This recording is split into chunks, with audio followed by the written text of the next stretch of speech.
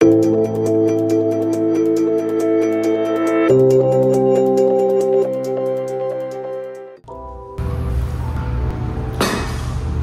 everyone, it's me Des. Welcome to Wizmaster. Today we're having one of the HP's entry-level laptop.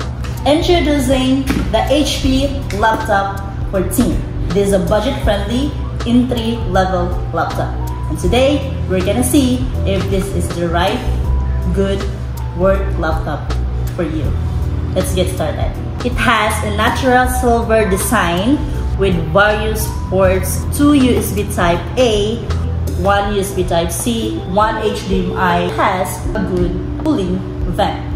This laptop is powered by Intel Core i3 13th Gen 15U with 8GB RAM and 512 SSD and a full high-definition 14-inch display and a pre-installed Windows 11 Microsoft Office.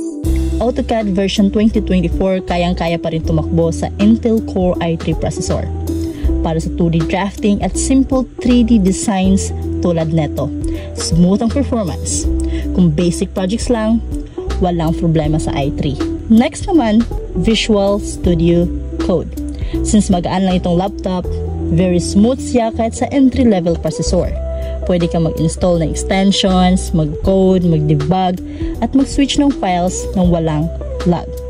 Perfect ito for everyday development tasks. Ngayon, tingnan natin ang Canva. Dahil web-based siya, mabilis at responsive kahit naka-i3 lang. Kaya mong gumawa ng posters, social media graphics, at presentations diretso sa browser ng hassle-free. Lahat ng features na yan makukuha mo sa discounted price na 27,995 mula sa SRP na 29,995 pesos.